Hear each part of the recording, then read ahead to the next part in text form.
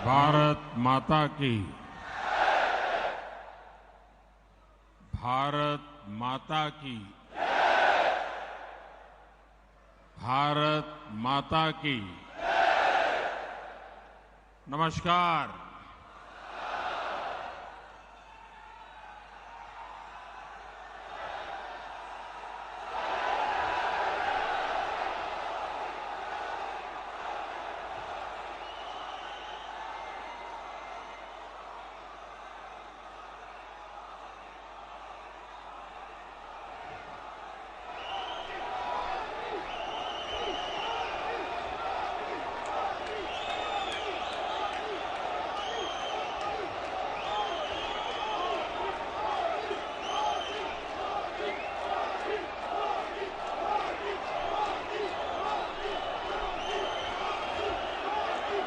भारत माता की।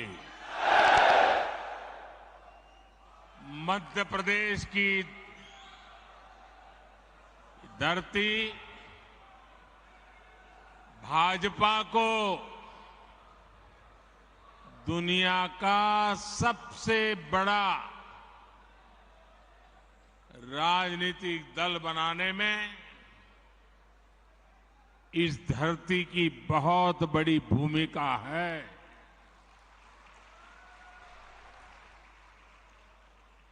और इसलिए ऐसी ऊर्जावान मध्य प्रदेश की धरती पर मेरा बूथ सबसे मजबूत इस कार्यक्रम का हिस्सा बनते हुए मुझे हृदय से आनंद आ रहा है, अच्छा लग रहा है, गौरव हो रहा है।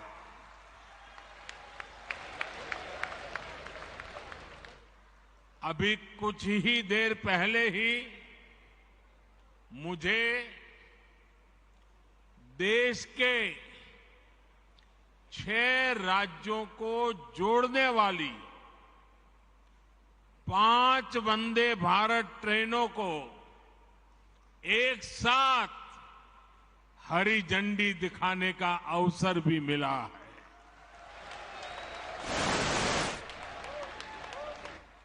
मैं मध्य प्रदेश, झारखंड, बिहार, कर्नाटका, गोवा और महाराष्ट्र की जनता को इस आधुनिक वंदे भारत ट्रेन की कनेक्टिविटी के लिए बहुत बहुत बधाई देता हूं।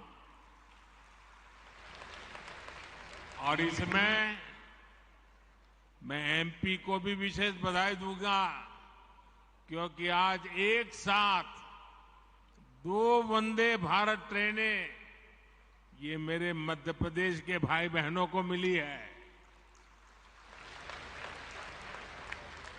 अभी तक यात्री भोपाल से दिल्ली के बीच वंदे भारत एक्सप्रेस के सफर का आनंद ले रहे थे। अब भोपाल से इंदौर और भोपाल से जबलपुर का सफर तेज भी होगा, आधुनिक भी होगा और सुविधा से संपन्न भी होगा। साथियों, मैं जानता हूं कि आप सभी अपने अपने बूथ में वर्ष भर बहुत व्यस्त रहते हैं। केंद्र सरकार के 9 वर्ष पूरे होने पर देश भर में जो कार्यक्रम हो रहे हैं और उसमें आप लोग जो मेहनत करते हैं, दिन रात जुटे रहते हैं, उसकी जानकारियां लगातार मुझ तक पहुंच रही है। मैं जब अमेरिका और मिस्र में था, तब भी आपके प्रयासों के बारे में मुझे लगातार जानकारी मिलती रहती थी। इसलिए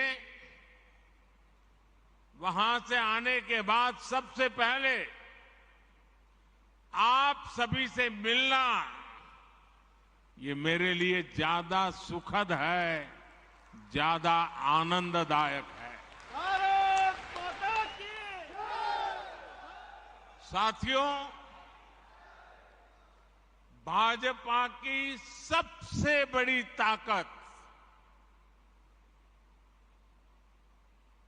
भाजपा की सबसे बड़ी ताकत ये सबसे बड़ी ताकत आप सभी कार्यकर्ता है। मोदी मोदी मोदी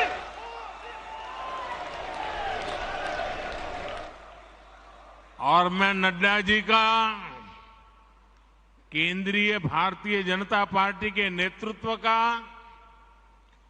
राज्यों के भाजपा के नेतृत्व का, मध्य प्रदेश भाजपा नेतृत्व का हृदय से अभिनंदन करता हूं इस कार्यक्रम की रचना के लिए, क्योंकि आज मैं एक साथ बूथ में काम करने वाले करीब 10 लाख कार्यकर्ताओं को वर्चुअली संबोधित कर रहा हूं। आप तो इतने लोग यहां हैं, लेकिन देश का हर पोलिंग बूथ आज यहां आपसे जुड़ा हुआ है।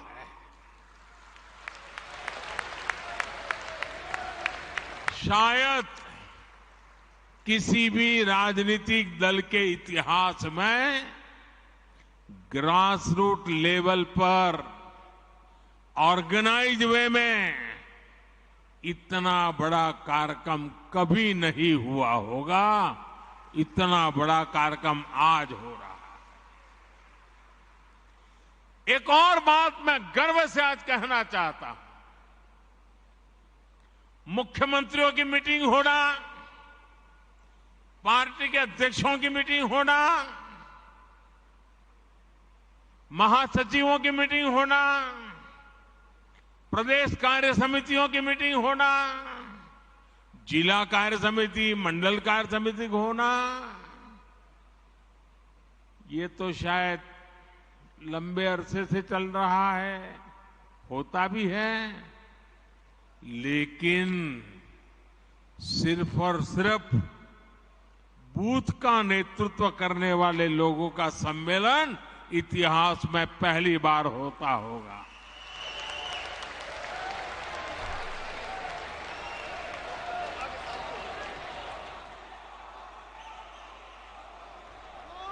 साथियों, आप सिर्फ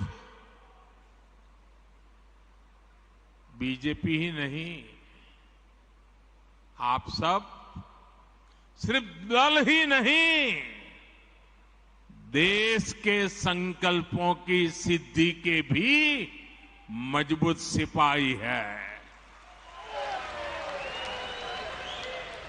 भाजपा के हर कार्यकर्ता के लिए देश हित सर्वोपरि है। दल से बड़ा देश है।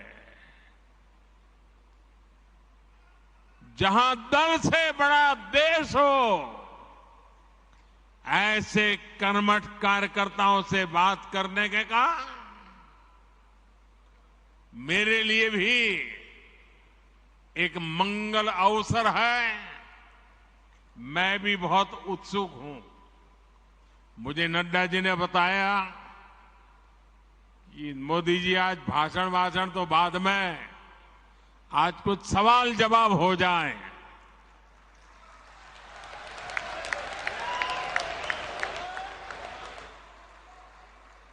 मैंने भी बात को मान लिया।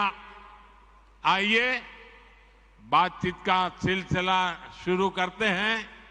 हमारी बहन जी वहां से जैसे भी आगे आज्ञा करेगी, मैं अपनी गाड़ी आगे चलाऊंगा।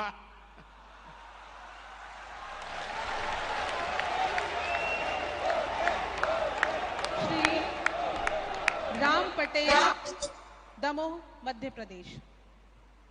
श्री राम पटेल, दमोह, मध्य प्रदेश। किस तरफ है?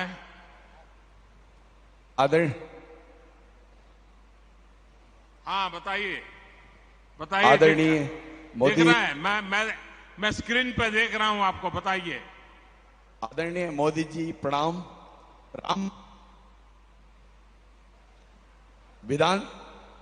राम पटेल दमोह से टिकट का प्रभारी हूं। बूथ 171 दमोह से आपको प्रणाम करता हूं। आपसे मैं प्रश्न करना चाहता हूं। आपने भी खुद मंडल स्तर पर तक कार्यकर्ता बन करके काम किया है। ऐसे में आप राजनीति के अतिरिक्त सामाजिक जुड़ाव को कैसे देखते हैं? आपसे पूछना चाहता हूं आदरणीय प्रधानमंत्री जी। एक तो मुझे अच्छा लगा कि आप रोज की राजनीति की आपाधापी के बजाय किसी और दिशा में सवाल को लाए हैं। आप बैठिए, मेरा जवाब थोड़ा लंबा हो जाएगा। आप बैठिए आराम से। देखिए, जो एक बूथ होता है वो अपने आप में एक बहुत बड़ी इकाई है। हमें कभी भी बूथ की इस इकाई को छोटा नहीं समझना चाहिए। हमें अपने बूथ में राजनीतिक कार्यकर्ता से भी ऊपर उठकर समाज के लिए सुख दुख के साथी के रूप में अपनी पहचान बनानी चाहिए। और बहुत सी ऐसी चीजें होती हैं जिसमें जमीन का फीडबैक बहुत जरूरी होता है। जो बूथ के हमारे साथी हैं वे इसमें बहुत बड़ी भूमिका निभाते हैं। प्रधानमंत्री भी या मुख्यमंत्री भी अगर कोई सफल नीति बनाता है तो मान लेना किसी न किसी बूथ के कार्यकर्ता के दी हुई जानकारी की ताकत बहुत बड़ी होती है। हम भारतीय जनता पार्टी के कार्यकर्ता उनमें से नहीं है जो एयर कंडीशन कमरों में बैठकर पार्टियां चलाते हैं और फतवे निकालते रहते हैं। हम तो वो लोग हैं जो गांव-गांव जाकर गर्मी हो, बारिश हो, कड़कड़ाती ठंड हो, हर मौसम, हर परिस्थिति में जनता के बीच जाकर के खुद को खपाने वाले यहां लोग हैं। और इस वजह से बूथ का बहुत मजबूत होना बहुत स्वाभाविक है। मुझे याद है कि अगर ये बूथ कमेटी नहीं होती तो शायद ही कभी उज्ज्वला योजना का विचार ही नहीं आता। साथियों, ये आपकी निरंतर कोशिश होनी चाहिए, क्योंकि गांव से कार्यकर्ताओं ने मुझे उज्ज्वला गैस योजना के विषय में समझाया। बाद में वो नीति बन गई और गरीब के घर तक गैस का चूल्हा पहुंच गया। साथियों, भाजपा की बूथ कमेटी की पहचान सेवा से होनी चाहिए। बूथ के अंदर रोज आंदोलन संभव नहीं है, तू मैं संभव नहीं है। और इसके लिए बूथ की अंदर भाजपा की पहचान सेवाधारी की होनी चाहिए, सेवा भाव की होनी चाहिए। और इसके लिए छोटे छोटे समझे जाने वाले काम जो लोगों को बहुत छोटे लगते हैं लेकिन बहुत उपयोगी होते हैं।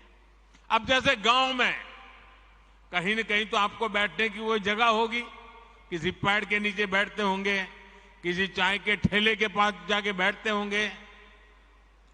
क्या कभी आपने सोचा है कि सुबह अखबार पढ़ लिए, शाम को दोपहर के बाद वहां जाएंगे, एक खटिया में सारे अखबार लगा देंगे और गांव वालों जिसको भी अखबार पढ़ना होगा वहां आएगा, बैठेगा, अखबार पढ़ेगा, देश और दुनिया की बात करेगा। आपने तो अखबार पढ़ लिया था, लेकिन वो अखबार अब पूरे बूथ के लोगों के काम आ रहा है। देखिए, कोई खर्चा नहीं, वो आपको आपका नेता मानने लग जाएगा कि नहीं मानने लग जाएगा।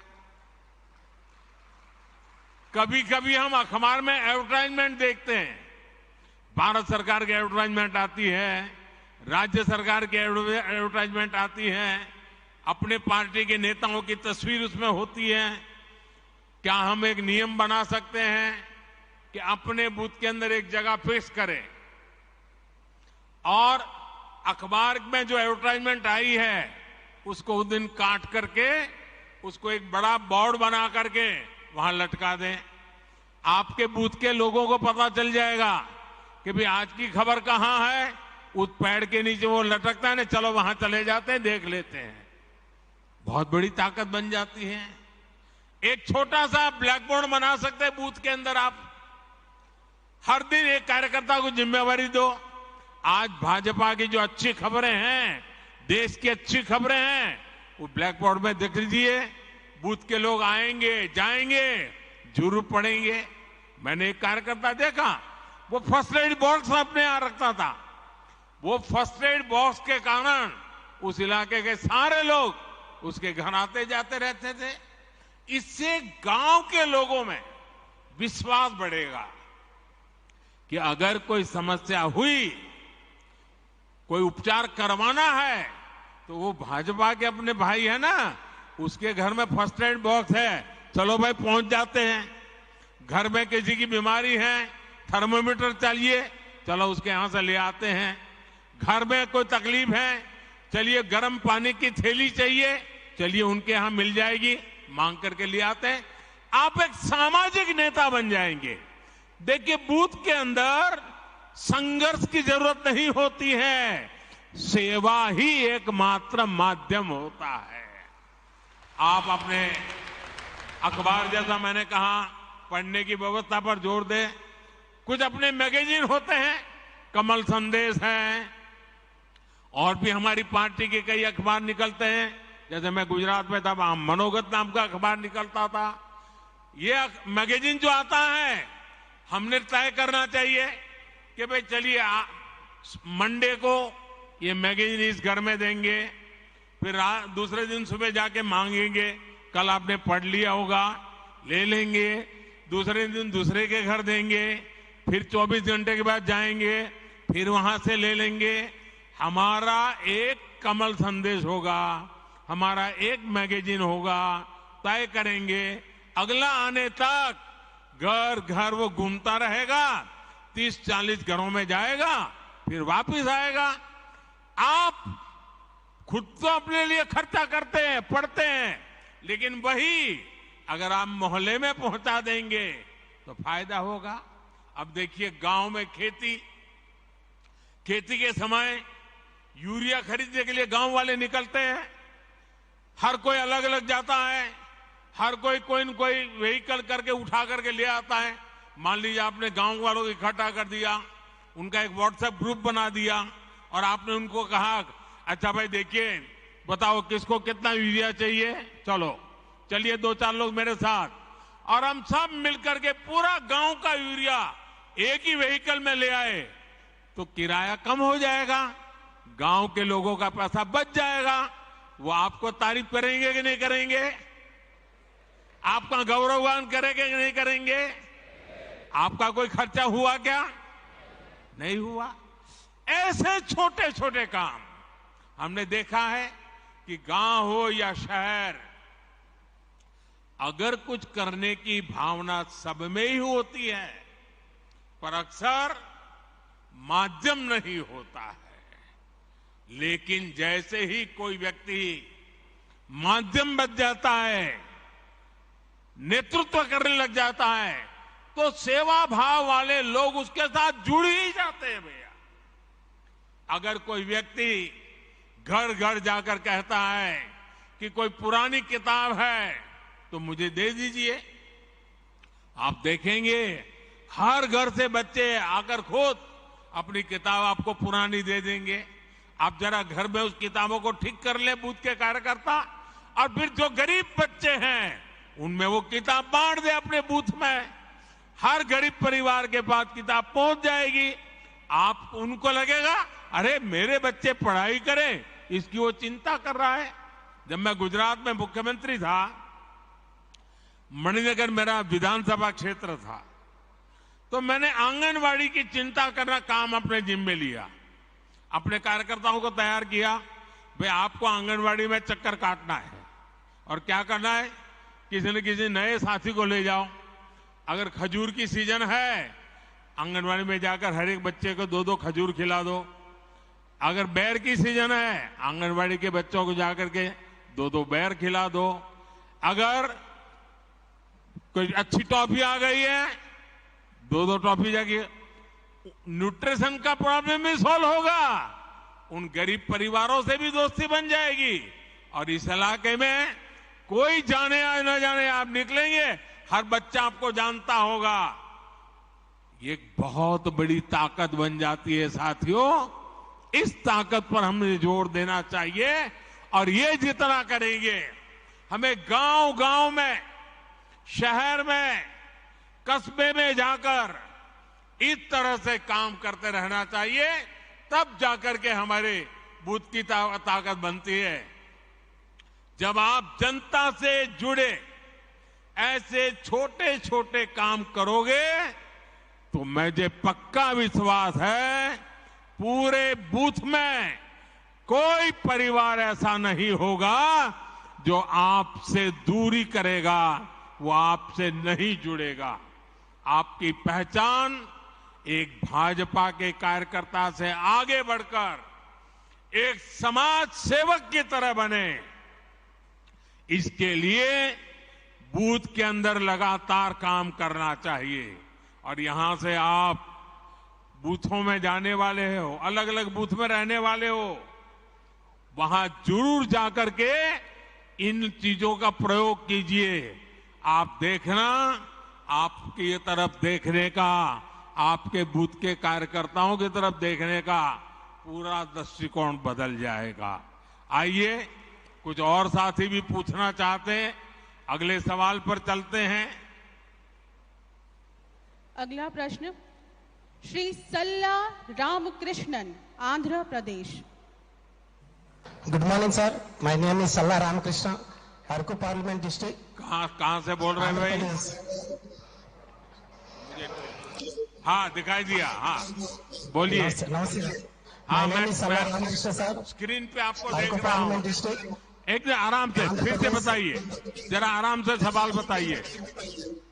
सल्ला Ramakrishna sir, Araku parliament district sir. I belongs to tribal community, Pader Assembly, booth number 281 sir. My question to you sir, our government is doing so much activities in India level sir, in village level also.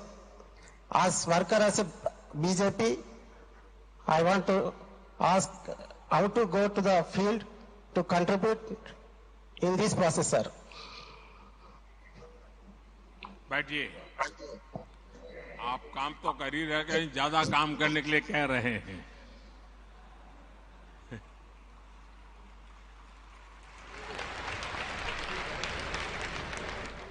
देखिए, कार्यकर्ता के दिल में और ज्यादा काम करने की भूख होना, ये भी बहुत बड़ी ताकत है।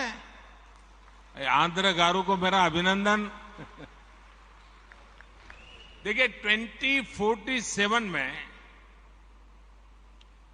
जब हमारे देश की आजादी के 100 साल होंगे और हम देश को विकसित भारत बनाना चाहते हैं, लेकिन भारत विकसित तभी होगा जब गांव विकसित होगा।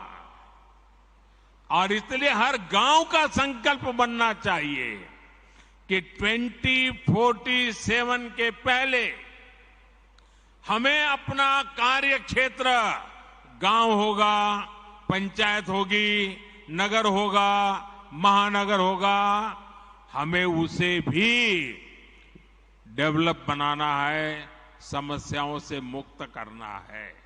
और इसके लिए छोटे छोटे प्रयास ही बहुत बड़ी असर दिखा सकते हैं। जैसे कि हमारा गांव कैसे हरा भरा हो, कैसे गांव में स्वच्छता को लेकर हम अलग अलग कार्यक्रम शुरू कर सकते हैं, हम गांव में सोलर को कैसे बढ़ाएं, सोलर एनर्जी की गांव में कैसे आदत डालें। आज भारत सरकार सोलर एनर्जी पर इतना जोर दे रही है, हमारे भाजपा बूथ कार्यकर्ता ये ठान ले कि अगर किसी गांव में 100 घर है तो अगले 2 साल में वहां सौर ऊर्जा का ज्यादा से ज्यादा उपयोग हो। हमारे किसान हो, उनको समझाएं, सोलार पंप का उपयोग करिए, आपका पैसा भी बच जाएगा। ज्यादा से ज्यादा लोग कैसे सोलार लगवाए, हम उनको प्रेरित करें। काम सरकार का नहीं है, जनता जनार्दन में ले जाने का एक सकारात्मक तरीका है। उसमें बैंकों से जो कैसे मदद मिलती है, उनको बैंकों से मदद कैसे दिलवाए, आर्थिक सहयोग बैंकों से मिलता है, उन तक कैसे पहुंचे, उनको इनकी जानकारियां हम कैसे दें। आप जानते हैं केंद्र सरकार के प्रयासों से स्कूलों में ड्रॉप आउट रेट बहुत तेजी से कम होता जा रहा है। लेकिन फिर भी भाजपा कार्यकर्ता ये सोचे कि मैं जिस बूथ में काम करता हूं वहां कोई ड्रॉप आउट नहीं होगा, बेटा हो या बेटी 100% पढ़ेंगे, इसके लिए मैं काम करूंगा। मुझे बताइए, भाजपा के कार्यकर्ताओं को काम करना चाहिए कि नहीं करना चाहिए? आपका बूथ मजबूत होगा कि नहीं होगा? आपके गांव में से अशिक्षा जाएगी कि नहीं जाएगी? कोई बच्चा अगर बीच में स्कूल छोड़ रहा है, हम उसको पहचान ले, उसको मिलने जाए, उसके माँ बाप को मिलने जाए, उसको स्कूल ले जाए, सेवा भी होगी, भाजपा का काम भी हो जाएगा। अगर उसको कोई आर्थिक परेशानी है, किताब नहीं है, लिखने के लिए नोटबुक नहीं है, आप गांव के 2 लोगों से कहेंगे आओ भाई इन 2 बच्चों के लिए भी 2 नोट ले आइए, उनको यूनिफॉर्म नहीं है, आओ भाई 2 बच्चों के लिए यूनिफॉर्म ले आओ। आप देखिए धीरे धीरे आप परिवर्तन ले आएंगे। अब कुछ बच्चे कुपोषित होते हैं, हम गांव के अंदर कुपोषण कैसे मिटा सकते हैं? मैंने अभी बताया मेरा मणिनगर का अनुभव, हम गांव के लोगों को ले जा सकते हैं। इतना ही नहीं, किसी को कहेंगे भाई जन्मदिन आंगनवाड़ी में मनाओ, आपके पिताजी की मृत्यु की तिथि है आंगनवाड़ी में मनाओ, आपकी शादी की सालगिरह है आंगनवाड़ी में मनाओ, घर से कुछ बना करके ले आओ, चलो इन 30-40 बच्चे होते हैं खिलाओ, कुपोषण भी जाएगा और उनको अपना जन्मदिन मनाने का आनंद भी आएगा।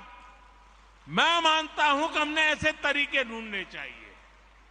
और जितने जैसे जहां पर डेयरी का काम है वो दूध इकट्ठा कर करके पिला सकते हैं।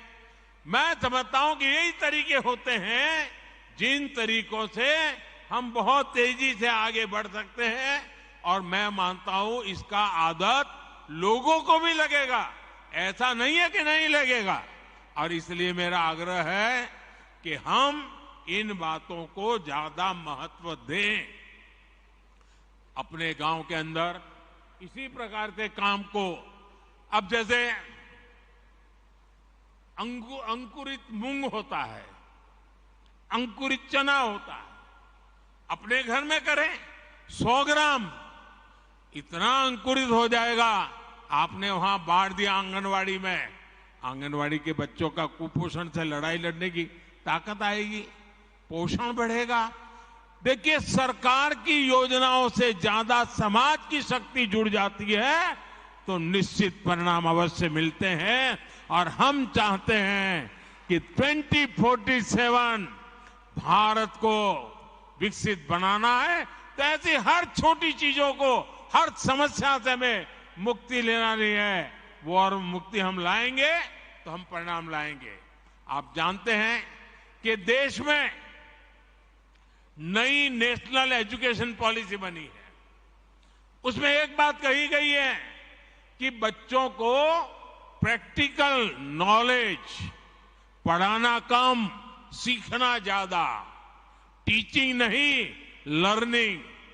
ये जब आया है, क्या कभी हम जाएं स्कूल में और मास्टर जी से बात करें कि चलो आज बच्चों को हम जरा बाहर ले जाते हैं, मैं भी साथ में आता हूं और बच्चों को बताएंगे, देखिए भाई बरगद का पेड़ कौन सा है, चलो देखो, नीम का पेड़ कहाँ है, देखो, चलो ढूंढ के लाओ कौन सा पेड़ है, फूल है तो कौन सा फूल है। बच्चों की पढ़ाई भी हो जाएगी। कभी कोई कुम्हार होगा गांव में, चलो भी आज कुम्हार के घर जाएंगे, वो मिट्टी को कैसे काम करता है, मिट्टी में से घड़ा कैसे बनाता है। यानी स्कूल तो जो करती होगी, लेकिन मेरा बूथ का कार्यकर्ता उसके साथ जुड़ जाता है तो उन बच्चों के जीवन में भी बदलाव आता है। और नई एजुकेशन पॉलिसी, हमारी नेशनल एजुकेशन पॉलिसी अपने आप लागू हो जाती है। कई ही हस्तशिल्पी होते हैं, चीजें कैसे बनाते हैं, बच्चे जब बारीक से देखते हैं कि सुई धागे से ऐसे ऐसे काम होता है, बच्चे का एक विश्वास बनता है, हम एक सामाजिक कार्यकर्ता बन जाते हैं। और इसलिए मैं बूथ के भाजपा से कार्यकर्ताओं से यही कहूंगा कि आप वहां के जनजीवन से जुड़िए, उनकी रोजमर्रा की जिंदगी से जुड़िए।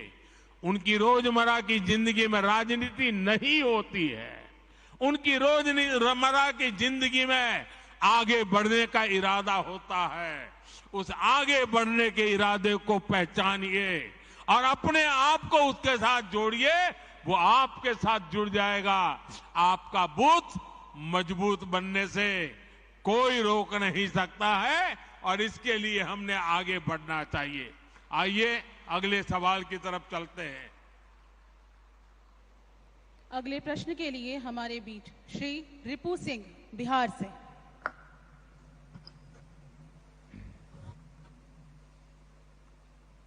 बताइए। माननीय प्रधानमंत्री जी, मैं बिहार के पावन धरती से मैं आपको प्रणाम करता हूं। मेरा नाम रिपू सिंह हुआ।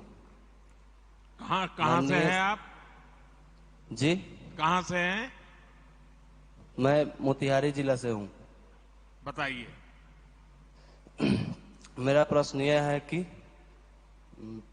सरकार की कल्याणकारी योजनाओं को विकसित काम से जुड़े काम को ज्यादा से ज्यादा लोगों के पास कैसे पहुंचाया जा सकता है?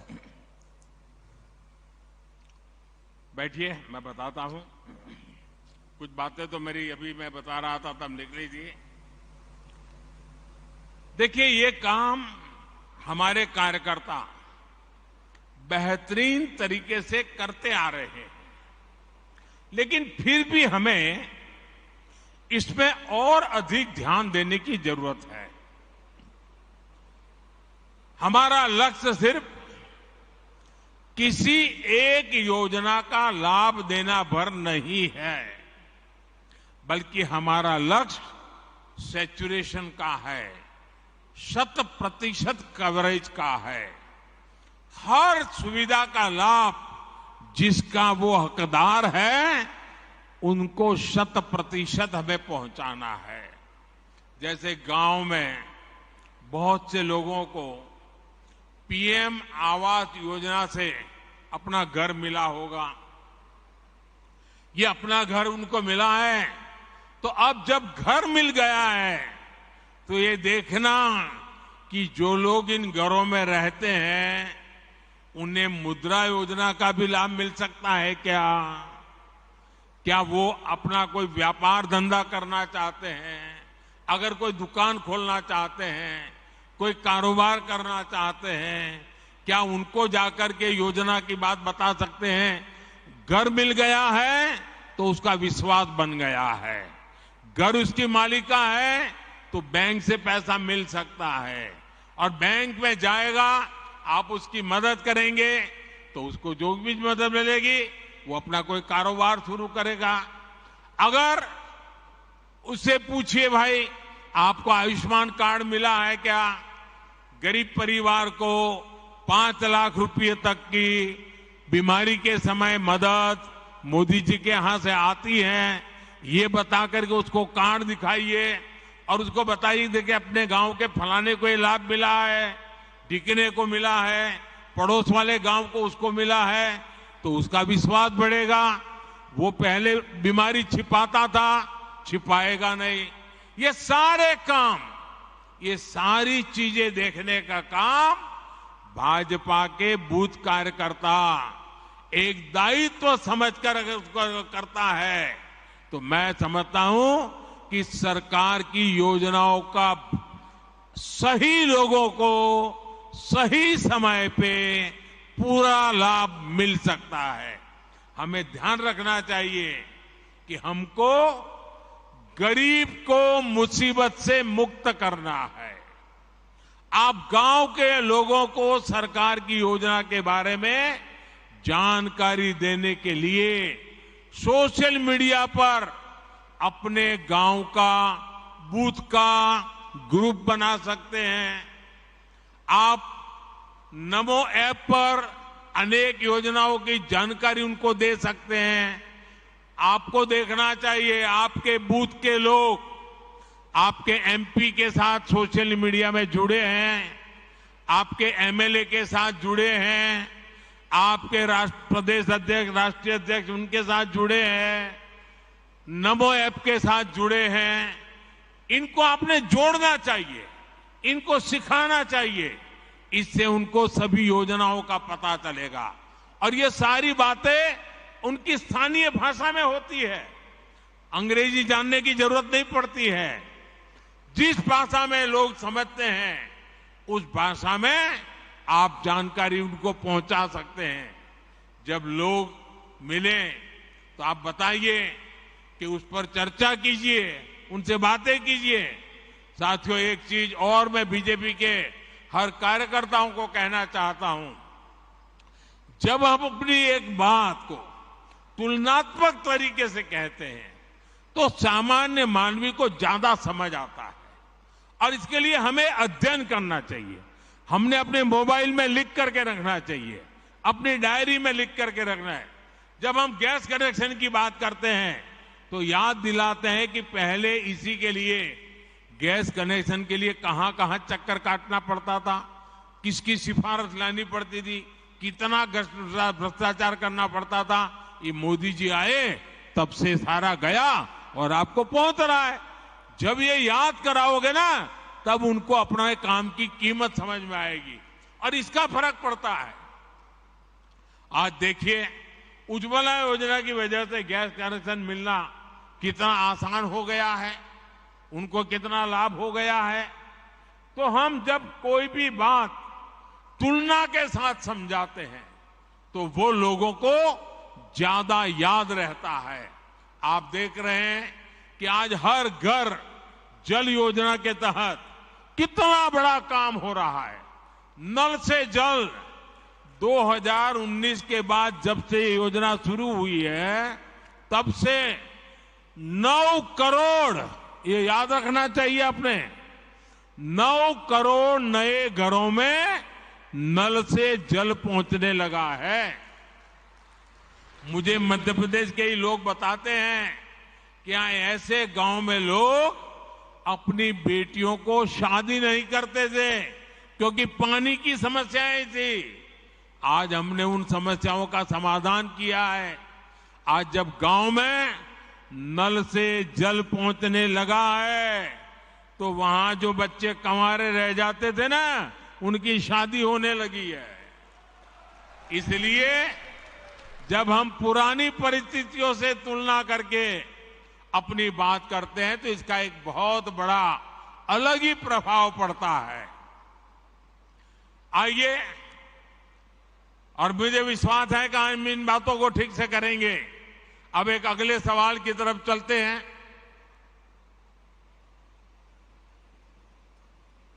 अगला प्रश्न है उत्तराखंड से बहन हिमानी वैष्णव का। जय बद्री विशाल माननीय प्रधानमंत्री जी। माननीय प्रधानमंत्री जी को मेरा सादर प्रणाम। मेरा नाम डॉक्टर हिमानी वैष्णव है। मैं देवभूमि उत्तराखंड के सीमांत क्षेत्र चमोली जनपद से हूँ। माननीय प्रधानमंत्री जी को मेरा प्रश्न है, पहले सामाजिक न्याय के नाम पर तुष्टीकरण को बढ़ावा दिया गया। हमारी सरकार ने संतुष्टीकरण पर बल दिया और उनको भी पूछा जिनको किसी ने नहीं पूछा। पहले की तुलना में अब आए अंतर को हम सामान्य जन को कैसे बताएं? हार्दिक धन्यवाद। बहुत ही सवाल बहन आपने पूछा है। कुछ लोग सिर्फ अपने दल के लिए जीते हैं, दल का ही भला करना चाहते हैं। वो ये सब इसलिए करते हैं क्योंकि उन्हें भ्रष्टाचार का,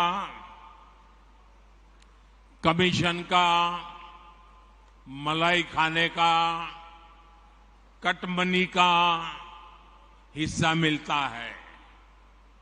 उन्होंने जो रास्ता चुना है उसमें ज्यादा मेहनत नहीं करनी पड़ती और ये रास्ता है तुष्टीकरण का, वोट बैंक का। गरीब को गरीब बनाए रखने, वंचित को वंचित बनाए रखने से ही उनकी राजनीति चलती है। तुष्टीकरण का ये रास्ता कुछ दिनों तक तो फायदा दे सकता है, लेकिन ये देश के लिए महाविनाशक होता है। ये देश के विकास को रोक देता है, देश में तबाही लाता है, देश में भेदभाव पैदा करता है, समाज में दीवार खड़ी करता है। एक तरफ इस तरह के लोग जो तुष्टीकरण करके अपने स्वार्थ के लिए छोटे छोटे कुनबे दूसरों के खिलाफ खड़े कर देते हैं, और दूसरी तरफ हम भाजपा के लोग हैं, हमारे संस्कार अलग हैं, हमारे संकल्प बड़े हैं और हमारी प्राथमिकता दल से पहले देश की है। और हम सब ये मानते हैं कि जब देश का भला होगा तो सबका भला होगा, जब सबका भला होगा तो देश आगे बढ़ेगा। और इसलिए भाजपा ने ये तय किया है कि हमें तुष्टीकरण के रास्ते पर नहीं चलना है, वोट बैंक के रास्ते पर नहीं चलना है। हमारा रास्ता कौन सा है? हम मानते हैं कि देश का भला करने का रास्ता तुष्टीकरण नहीं है, तुष्टीकरण नहीं है, तुष्टीकरण नहीं है। सच्चा रास्ता है संतुष्टीकरण, संतुष्टीकरण, संतुष्टीकरण। आज देश में जहां भी भाजपा सरकार है वहां हम संतुष्टीकरण के अभियान में लगे हैं। संतुष्टिकरण का रास्ता मेहनत वाला रास्ता होता है, उसमें पसीना बहाना पड़ता है। अगर बिजली मिलेगी तो सबको मिलेगी, तब लोग संतुष्ट होंगे। अगर नल से जल का अभियान चलेगा तो हर घर तक चलेगा, हर एक को पहुंचाने का प्रयास होगा। इसमें किसी के साथ भेदभाव नहीं होगा, जाति नहीं, बिरादरी नहीं, काका भतीजा मामा कुछ नहीं। जब भेदभाव नहीं होगा तो समाज में संतुष्टि बढ़ेगी। इसलिए हम संतुष्टिकरण के रास्ते पर बढ़ रहे हैं।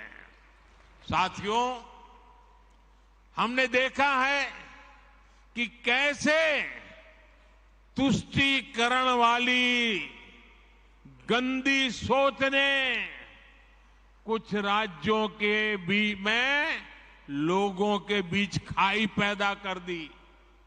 हमने देखा है कि यूपी में हमारे पासी भाई बहन, कोरी भाई बहन, खटीक भाई बहन और धनुक जैसी तमाम हमारे छोटे भाई बहन राजनीति के शिकार हुए और विकास से वंचित रह गए।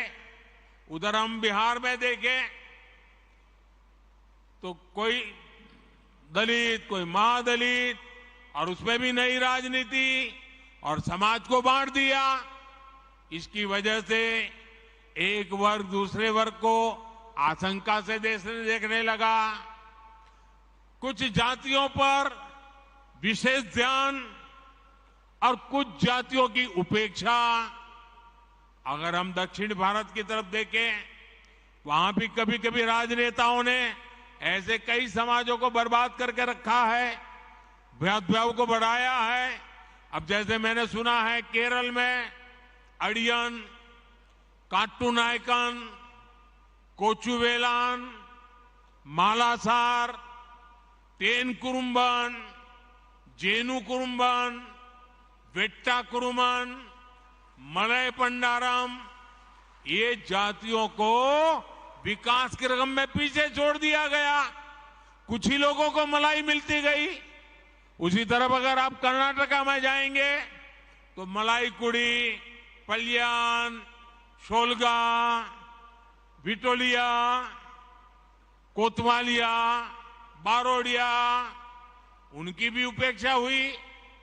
अगर हम तेलंगाना में जाएंगे, कुलिया, जातपू, चेचू, मन्नादोरा, हमारे तमिलनाडु में एरवलन, काडर, कोंडा कपूस, मलयवेडन, पालयन, मुडुगर, इन सब को पीछे छोड़ दिया। कोई इनकी परवाह नहीं करता। अनुसूचित जाति की बात करें तो उनके साथ भी ऐसे ही किया गया। केरल में अयनवर, कुसा, वल्लुवन, नलकादाया, पनन, तमिलनाडु में बेरा, माविलन, नैदी, थोटी, वल्लोन, जग्गली, जम्बुवलू, ऐसे अनेक जातियां हैं। क्या हारा करके रखा है उनका?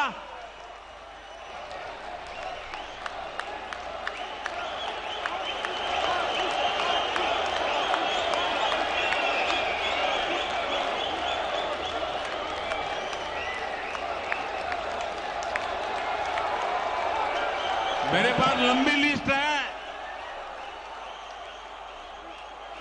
तेलंगाना में बारीकी, बाबूरी, अखामला, मस्ती मातंगी, पमीड़ी जातियों को ये तुष्टीकरण की राजनीति ने उनको बर्बाद करके छोड़ा। भाइयों बहनों, वोट बैंक की राजनीति में गुमंतु जनजातियों की कोई परवाह नहीं की गई। हमारे बंजारा भाई बहन, हमारे बालदिया लबाना, हमारे गाड़िया लोहार, हमारे गडोलिया, हमारे गडरिया, हमारे गायरी जैसे तमाम ये गुमंतु जातियों को सरकारी योजनाओं से वंचित रखा गया, उनके नसीब पर छोड़ गया। जब हम तुष्टीकरण के रास्ते पर जाते हैं तो समाज को बहुत बड़ा नुकसान होता है। साथियों, पिछले 9 वर्षों में हमने ऐसे छोटे छोटे हर परिवार की, समाज के छोटे छोटे तबके की सूद ली, जिनकी पहले किसी ने सूद नहीं ली थी। आप देखिए, पीएम स्वनिधि योजना के तहत रेहड़ी पटरे ठेले फुटपाथ पर माल बेचते हैं, सब्जी बेचते हैं, ऐसे साथियों को पहली बार हमने बैंक में ले गए, बैंक के दरवाजे खोल दिए और उनसे बैंक से आसान कम ब्याज से पैसे दिलाने का काम किया। इसी प्रकार इस वर्ष के बजट में हम पीएम इस बार आने वाला है थोड़े दिन में, आपके पास भी कुछ सुझाव है तो मुझे भेजना। घोषणा की है हमने बजट में, पीएम विश्वकर्मा योजना लेकर के आए हैं और ये पीएम विश्वकर्मा योजना हमारे विश्वकर्मा साथी जो हाथ और औजार से काम करते हैं, जैसे हमारे लोहार, सोनार, कुम्हार, सुथार, मूर्तिकार, कारीगर, मिस्त्री, ऐसे सभी साथियों को इस योजना के तहत मदद मिलने वाली है। साथियों, सामाजिक न्याय के नाम पर वोट मांगने वालों ने गांव और गरीब के साथ सबसे अधिक अन्याय किया है। भाजपा सरकार ने हमारे बंजारा भाई बहन और गुमंतु समुदाय के लिए वेलफेयर बोर्ड गठित किया, ओबीसी कमीशन को संवैधानिक दर्जा देने का काम भी भाजपा ने किया और ये भाजपा सरकार ही है जिसने पहली बार गरीब परिवारों को भी शिक्षा और सरकारी भर्तियों में आरक्षण का लाभ दिया। तुष्टीकरण और संतुष्टीकरण में इतना बड़ा फर्क होता है और इसलिए हमारा रास्ता है संतुष्टीकरण, 100% सैचुरेशन। जैसा जैसा रेवेन्यू बढ़ेगा, मदद पहुंचती जाएगी। आइए अगले सवाल की तरफ चलते हैं। अगले प्रश्न के लिए बहन रानी चौरसिया उत्तर प्रदेश से जुड़ रही हैं।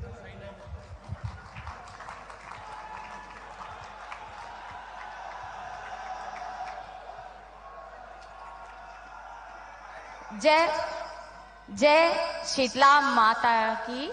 देश के यशस्वी प्रधानमंत्री जी को मेरा बहुत बहुत प्रणाम है। प्रधानमंत्री जी वोट बैंक की राजनीति करने वाले उन्होंने देश को बहुत नुकसान पहुंचाया है। जैसे ही मोदी जी बड़ा काम देश के लिए करते हैं, इनका विरोध का नारा 7वें आसमान पे पहुंच जाता है। पहले हमने देखा था कि ये सभी 3 तलाक का बहुत विरोध कर रहे थे और अब यूनिफॉर्म सिविल कोड का विरोध कर रहे हैं, जिससे हमारे जो मुस्लिम भाई बहन हैं उनको काफी भ्रम हो रहा है और वे सब भ्रमित हो जा रहे हैं। कैसे इनको हम समझाएं? कृपया अपना मार्गदर्शन प्रदान करें। एक तो मैं आपको बधाई देता हूं, आपने सवाल पूछा इस सवाल से मैं पूरा विश्वास से कह सकता हूं कि आप जमीन से जुड़ी हुई कार्यकर्ता है, लोगों के बीच रह करके लोगों के सुख दुख को जानने वाली बहन है आप, और इसलिए मैं पहले तो आपको बधाई देता हूं। देखिए, मुझे लगता है, यानी देखिए, हमें थोड़ा अध्ययन करना चाहिए। मुझे लगता है कि जो भी 3 तलाक के पक्ष में बातें करते हैं, 3 तलाक की वकालत करते हैं, ये वोट बैंक भूखे लोग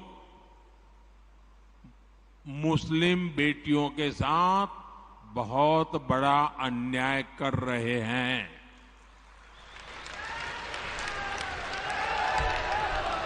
अच्छा, कुछ लोगों को लगता है कि भाई ये 3 तलाक से तो सिर्फ महिलाओं की बात हो रही है।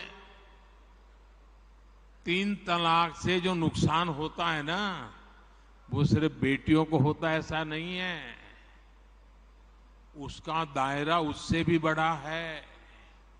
आप सोचिए, बहुत ही अरमानों के साथ बेटी को शादी कर करके ससुराल भेजा हो और 8-10 साल के बाद 3 तलाक कह करके उसको कोई निकाल दे, तो उस माँ बाप का क्या होगा जिसके घर में बेटी वापिस आती है? उस भाई का क्या होगा?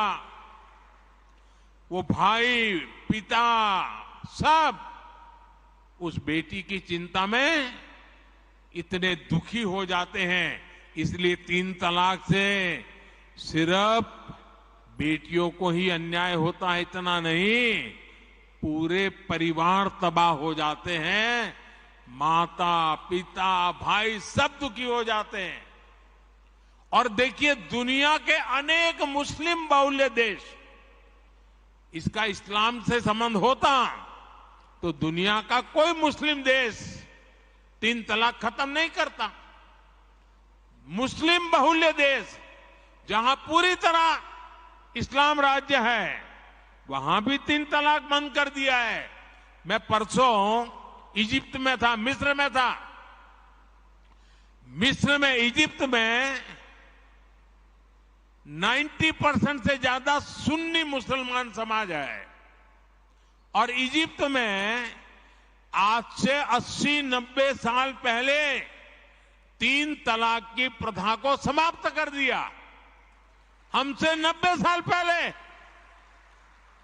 अगर 3 तलाक इस्लाम का जरूरी अंग है तो पाकिस्तान में क्यों नहीं होता भाई? अगर 3 तलाक इस्लाम का जरूरी अंग है तो इंडोनेशिया में क्यों नहीं होता? अगर 3 तलाक इस्लाम का जरूरी अंग है तो कतर, जॉर्डन, सीरिया, बांग्लादेश, ये तो सारे मुस्लिम बस्ती वाले देश हैं, वहां पर उनको बंद क्यों कर दिया? मैं समझता हूं कि मुसलमान बेटियों पर 3 तलाक का फंदा लटका कर कुछ लोग उन पर हमेशा अत्याचार करने की खुली छूट चाहते हैं। यही लोग 3 तलाक का समर्थन भी करते हैं, और मैं जानता हूं कि इसलिए ही मेरी मुस्लिम बहनें, बेटियां, मैं जब भी जहां जाता हूं वो भाजपा के साथ खड़ी रहती है, मोदी के साथ खड़ी रहती है। साथियों, भारत के मुसलमान भाई बहनों को भी ये समझना होगा कि कौन से राजनीतिक दल उन्हें भड़का करके उनका फायदा लेने के लिए उनको बर्बाद कर रहे हैं। आजकल हम देख रहे हैं कि यूनिफॉर्म सिविल कोड के नाम पर ऐसे लोगों को भड़काने का काम हो रहा है। आप मुझे बताइए, एक घर में परिवार के एक सदस्य के लिए एक कानून हो, परिवार के दूसरे सदस्य के लिए दूसरा कानून हो, तो क्या वो घर चल पाएगा क्या? कभी भी चल पाएगा क्या? फिर ऐसी दोहरी व्यवस्था से देश कैसे चल पाएगा? हमें याद रखना है कि भारत के संविधान में भी नागरिकों के समान अधिकार की बात कही गई है। साथियों, ये लोग हम पर आरोप लगाते हैं, लेकिन सच ये है कि यही लोग मुसलमान करते हैं। अगर ये मुसलमानों के सही मायने में हितैषी होते तो अधिकांश परिवार, मेरे मुस्लिम भाई बहन, शिक्षा में पीछे न रहते, रोजगार में पीछे न रहते, मुसीबत की जिंदगी जीने के लिए मजबूत नहीं रहते। और सुप्रीम कोर्ट ने बार बार कहा है, सुप्रीम कोर्ट डंडा मारती है, कह रही है कॉमन सिविल कोड लाओ, लेकिन ये वोट बैंक के भूखे लोग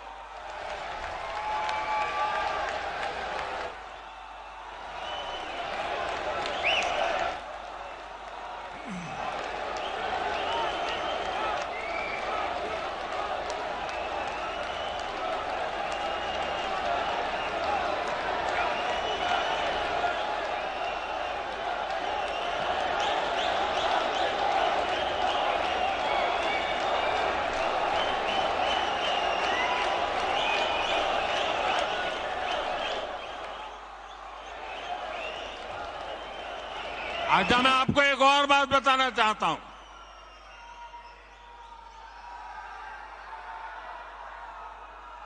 अगर आप हमारे मुसलमान भाई बहनों की तरफ देखोगे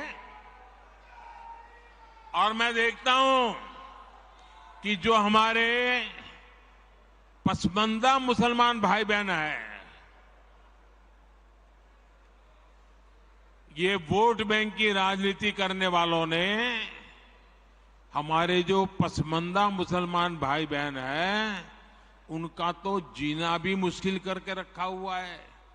वो तो तबाह हो गए, उनको कोई फायदा नहीं मिला है। वे कष्ट में गुजारा करते हैं, उनकी आवाज सुनने के लिए कोई तैयार नहीं है। उनके ही धर्म के एक वर्ग ने पसमानदा मुसलमानों का इतना शोषण किया है, लेकिन इसके ऊपर कभी देश में चर्चा नहीं हुई। जो पसमानदा मुसलमान है, उन्हें आज भी बराबरी का हक नहीं मिलता, उन्हें नीचा और अछूत समझा जाता है। इसी समाज में मैं मुसलमान समाज की बात कर रहा हूं। मुसलमान भाइयों में जो हमारे पसमानदा भाई बहन हैं, जो पिछड़े हुए हैं, मैं उनकी बात करता हूं। पसमानदा मुसलमान मोची होते हैं, भिस्ती होते हैं, जोगी होते हैं, लाल बेंगी होते हैं, भटियारा होते हैं, मिरासी होते हैं, डफाली होते हैं, मुकेरी होते हैं, मदारी होते हैं, जुलाहा होते हैं, लंबाई होते हैं, बेदा होते हैं, बामणिया भी होते हैं, छिया होते हैं, लहरी होते हैं, हल्दर होते हैं, सिकदर होते हैं, कितनी ही जातियां।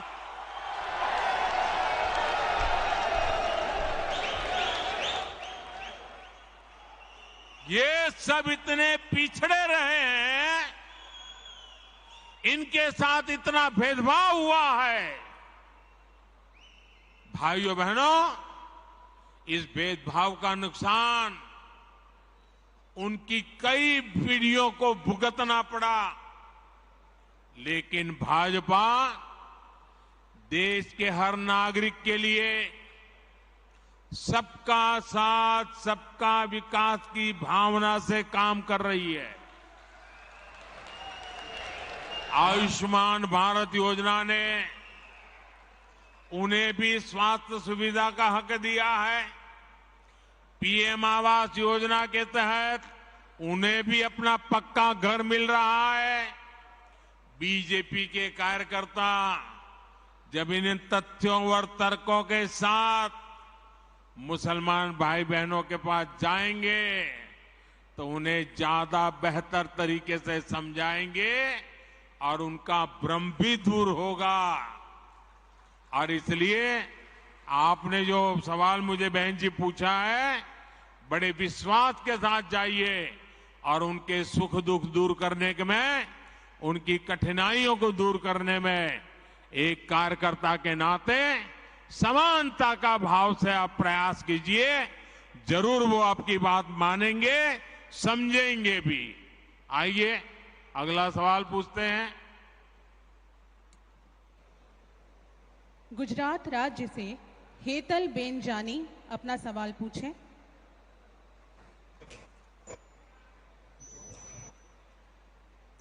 नमस्कार। आदरणीय प्रधानमंत्री श्री नरेंद्र भाई मोदी जी को मेरा शत शत नमन। मैं हेतल जानी गुजरात के सुरेंद्रनगर जिले से बोल रही हूँ। मैं आपसे एक सवाल करना चाहती हूँ कि भारतीय जनता पार्टी के खिलाफ कई दल एकजुट होकर भारतीय जनता पार्टी के खिलाफ कई दल एकजुट होकर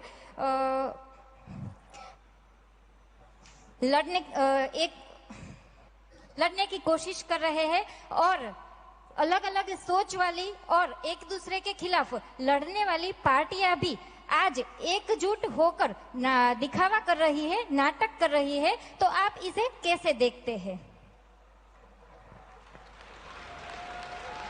मुझे लगता है आपको भारी गुस्सा है ऐसे लोगों पर।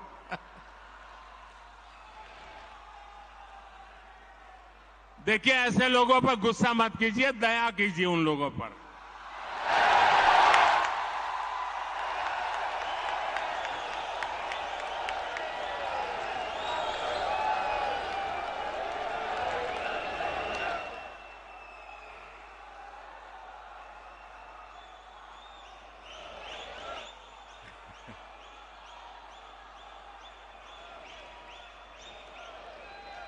अच्छा, आपको याद होगा, जरा मैं पुरानी बात याद कराता हूं। हमने 2014 का चुनाव देखा है और 2019 का भी चुनाव देखा है। देखा है ना? याद है ना? 2014 के हालात क्या थे, याद है ना? 2019 के हाल क्या थे, वो याद है ना? भाजपा के जो घोर विरोधी दल है, 2014 हो या 19, वो कितने ही घोर विरोधी थे, लेकिन उन दोनों चुनावों में हमने देखा कि इतनी छटपटाहट नहीं दिखी जितनी आज दिख रही है।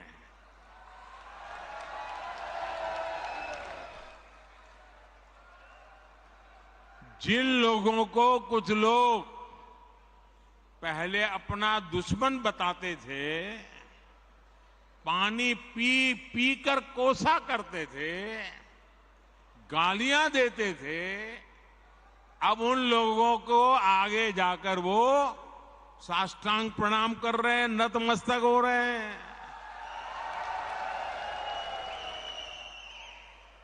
ये उनकी मजबूरी है।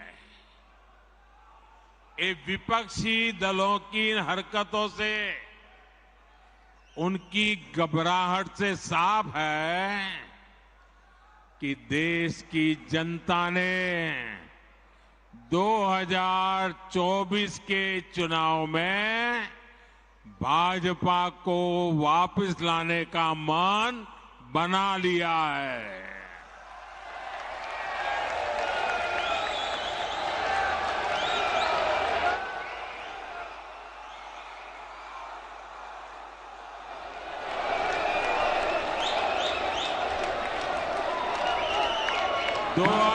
2024 में फिर एक बार भाजपा की प्रचंड विजय तय है। इसी वजह से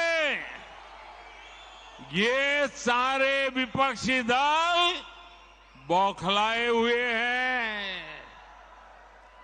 इसलिए इन्होंने तय किया है कि चुनाव से कुछ महीने पहले किसी भी तरीके से जनता को गुमराह करके कुछ लोगों को बरगलाकर झूठे आरोप लगाकर सत्ता हासिल की जाए।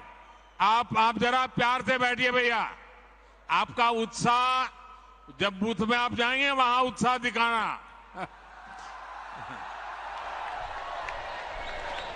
आजकल जरा ध्यान से सुनिए, आपको मजा आएगा। एक बात मैं आपको बताता हूं। आप बैठिए, आगे आने की कोशिश मत कीजिए भैया, आप बैठिए। आजकल एक नया शब्द बहुत पॉपुलर किया जा रहा है। वो शायद शब्द आपके कान पर भी आया होगा। वो जो नया शब्द पॉपुलर किया जा रहा है वो शब्द है गारंटी। बार बार शब्द आता है गारंटी। भाजपा के कार्यकर्ताओं की ये बहुत बड़ी जिम्मेदारी है कि लोगों को बताएं कि असल में ये विपक्षी दल किस चीज की गारंटी है। जानना चाहिए ना भाई,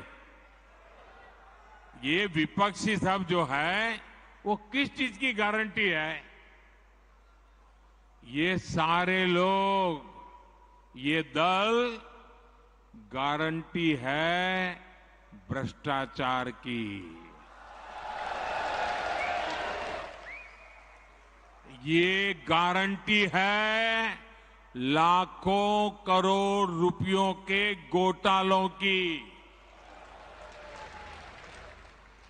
कुछ दिन पहले इनकी एक फोटो ऑप कार्यक्रम हुआ था।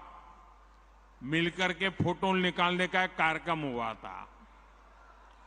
इस बैठक में शामिल दलों के इतिहास को देखेंगे तो पता चलेगा कि वो सब मिलकर के, जितने भी लोग वो फोटो में दिखते हैं ना, एक एक को जरा देख लीजिए। उन सबका मिलकर के टोटल लगाएंगे तो ये सारे मिलकर के कम से कम 20 लाख करोड़ के घोटाले की गारंटी है।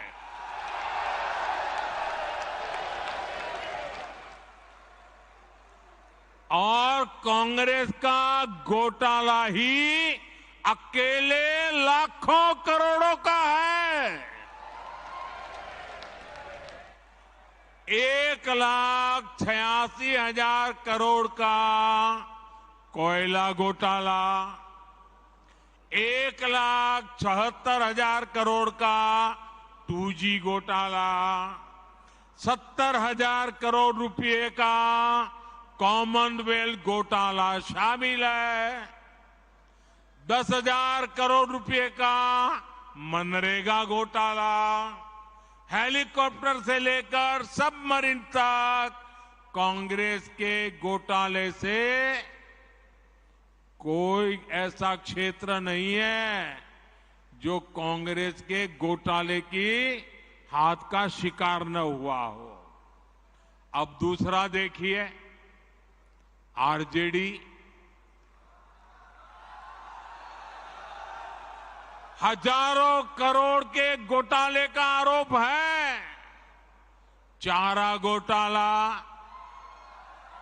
अलकतरा घोटाला, पशुपालन शेड घोटाला, बाढ़ राहत घोटाला, आरजेडी के घोटालों की इतनी लंबी सूची है, अदालतें भी थक गई, एक के बाद एक सजा घोषित करती चली जा रही है।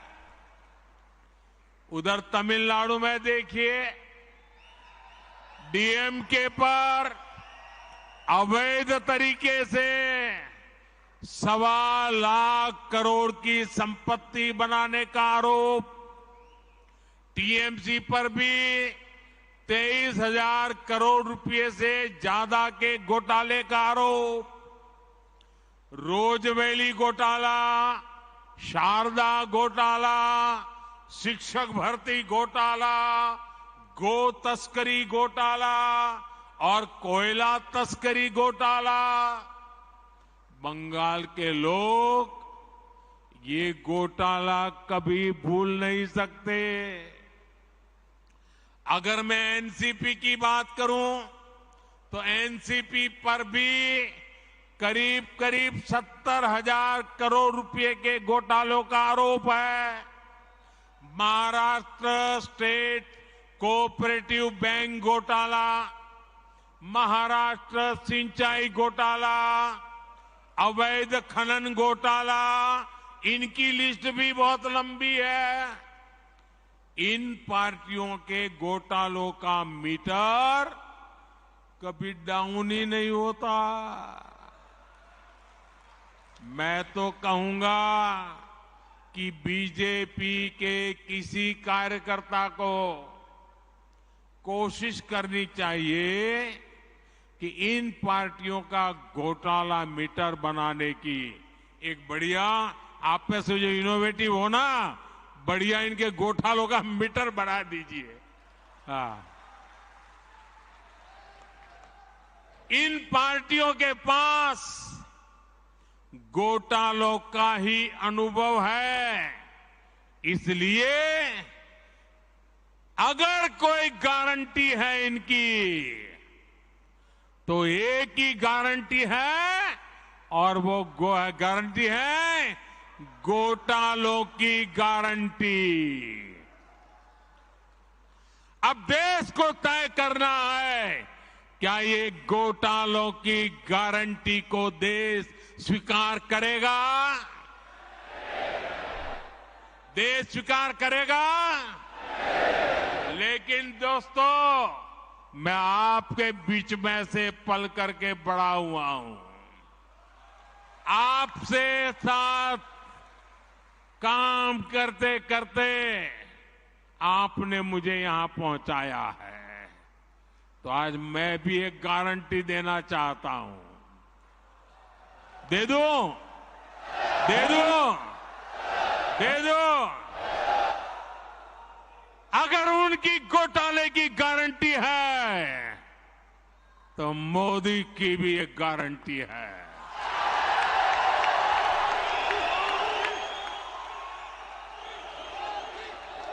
और मेरी गारंटी है, हर घोटालेबाज पर कार्रवाई की गारंटी।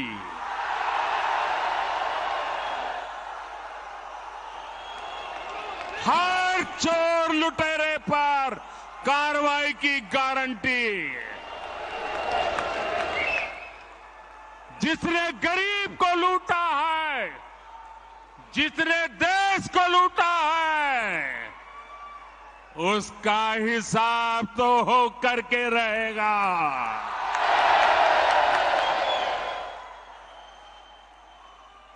आज जब कानून का डंडा चल रहा है, जब जेल की सलाखें सामने दिख रही है, तब जाकर के ये जुगलबंदी हो रही है।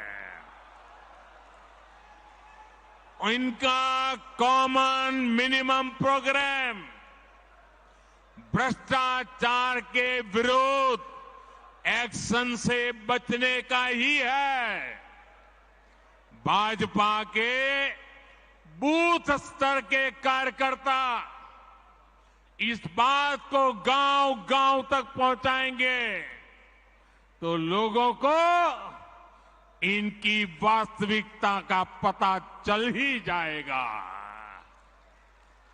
लोग स्वयं जागरूक है, वो देख रहे हैं इस विपक्षी एकता की कोशिश के पीछे सभी दलों की क्या मंशा है। उन दलों की असली पहचान 20 लाख करोड़ रुपए के घोटाले की गारंटी है। यही उनका इतिहास है। आप देखिए कि गांव में कोई अपराधी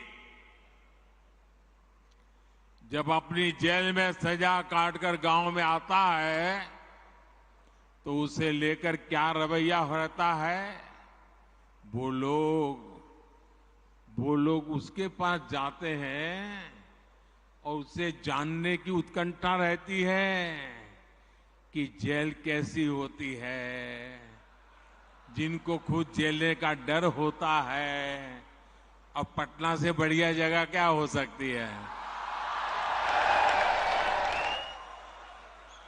और आज हम देख रहे हैं कि कई लोग जो जमानत पर चल रहे हैं, जो घोटालों के आरोपी हैं, जिनके ऊपर भ्रष्टाचार के आरोप है, ऐसे लोग उन लोगों से जाकर मिल रहे हैं जो सजा काट रहे हैं या जेल में से अनुभव लेकर के आए हैं। ये इस तरह एक दूसरे को बचाने में उसकी कोशिश कर रहे हैं। ये देश के लोगों को समझना है और देश के लोग हमसे भी ज्यादा इन बातों को भली भांति समझते हैं। साथियों, कोई गरीब ये नहीं चाहता कि उसके बच्चों के नसीब में भी गरीबी रहे। हमें लोगों को ये बताना होगा कि उन्होंने अपने बच्चों का भविष्य सुधारने के लिए जिनको वोट दिया उसका क्या परिणाम हुआ। परिवार के नाम पर वोट मांगने वालों ने अपने परिवार का भला किया। अब आपको सोच समझकर तय करना है कि आप किसका भला होता देखना चाहते हैं।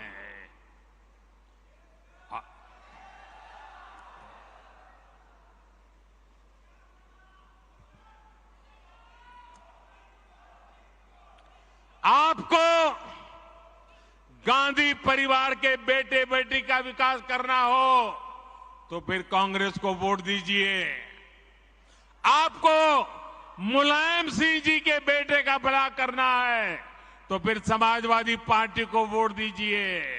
अगर आप लालू परिवार के बेटे बेटियों को उनका भला करना चाहते हो तो आरजेडी को वोट दीजिए। आपको शरद पवार जी की बेटी का भला करना हो तो आप एनसीपी को वोट दीजिए। आपको अब्दुल्ला परिवार के बेटे का भला करना हो तो आप नेशनल कॉन्फ्रेंस को वोट दीजिए। आपको करुणानिधि जी के बेटे बेटियों पोते पोतियों का भला करना हो तो डीएमके को वोट दीजिए। आपको के चंद्रशेखर राव की बेटी का भला करना हो तो आप बीआरएस को वोट दीजिए। लेकिन मेरी बात ध्यान से सुनिएगा। मेरे देशवासियों, मेरी बात ध्यान से सुनिएगा। अगर आपको अपने बेटे का, अपनी बेटी का, अपने पोते का, अपनी पोती का, अपने नाते का, अपनी नाती का, अगर आपको अपने परिवार के बच्चों का भला करना है तो आप वोट भाजपा को दीजिए।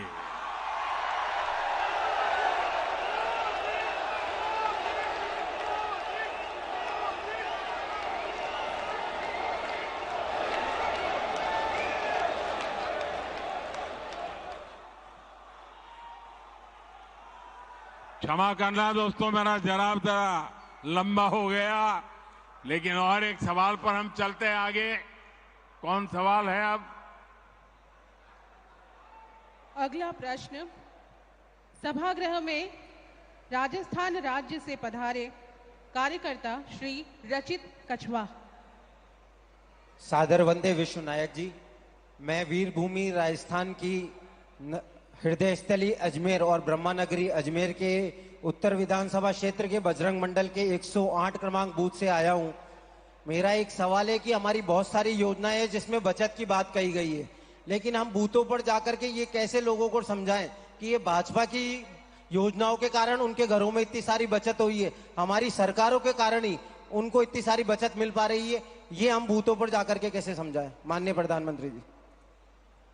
ये बहुत ही अच्छा सवाल आपने पूछा है। ये मेरे सभी जो वीसी पर भी कार्यकर्ता बैठे हैं उनको भी ये जवाब बहुत काम आएगा, आप लोगों को भी बहुत काम आएगा, और इसलिए मैं इस सवाल को थोड़ा ढंग से समझाना चाहता हूं आपको।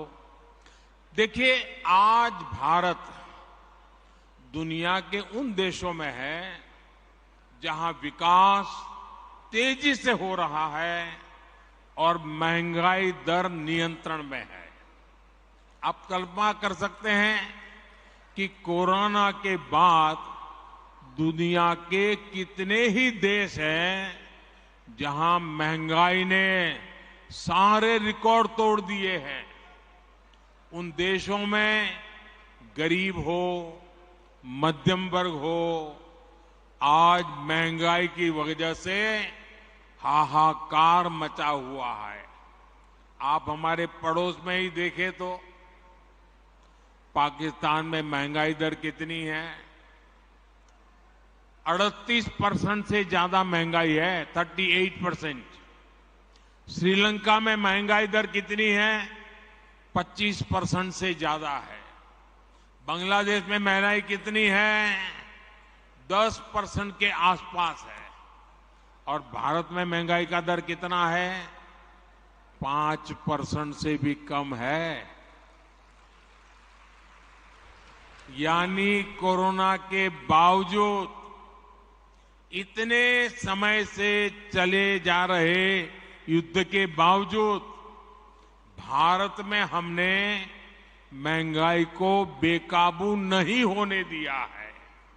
और आपने ये बात बहुत अच्छी कही कि भाजपा सरकार का जोर तो लोगों को ज्यादा से ज्यादा बचत कराने पर है।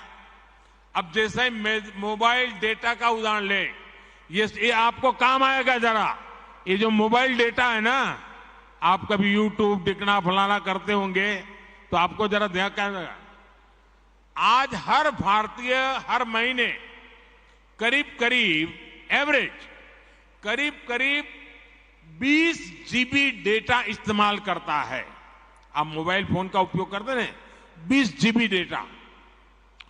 अगर 2014 से पहले जब हमारे देश में कांग्रेस की सरकार थी, उस समय 1 जीबी डेटा अगर आप उपयोग करते थे तो उसकी कीमत लगती थी 300 रुपया, करीब 300 रुपया।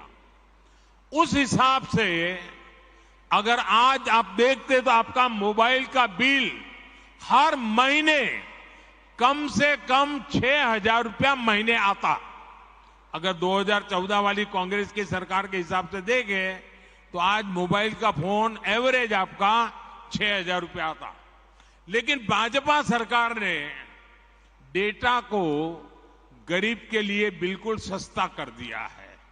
इसलिए अब आपका मोबाइल 20 जीबी डेटा के लिए उसको कितना देना पड़ता है? मुश्किल से 200-300 रुपया देना पड़ता है।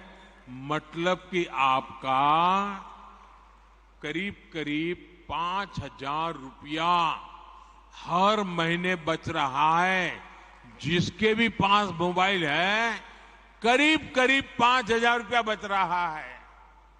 आप गांव के लोगों को समझा सकते हैं कि मोदी सरकार होने का मतलब क्या होता है। एक और उदाहरण देता हूं मैं आपको, एलईडी बल्ब का। जब कांग्रेस के समय के ये जो लट्टू होते हैं ना, ये एलईडी बल्ब 300-400 रुपये में बिकता था। 300-400 रुपया। आज बीजेपी सरकार में एलईडी बल्ब की कीमत हो गई 50-60 रुपया। कहां 300-400 और कहां 50-60। और बीते वर्षों में जो करीब 40 करोड़ सस्ते एलईडी बल्ब दिए गए, उसकी वजह से गरीब और मध्यम वर्ग का हर साल जो बिजली का बिल था वो करीब 20,000 करोड़ रुपया कम हुआ है। ये 20,000 करोड़ रुपया लोगों के जेब में कहीं न कहीं बचा है। किसी का 100, किसी का 200, किसी का 500। आपने प्रधानमंत्री भारतीय जन औषधि परियोजना यानी पीएम बीजेपी के बारे में भी सुना होगा।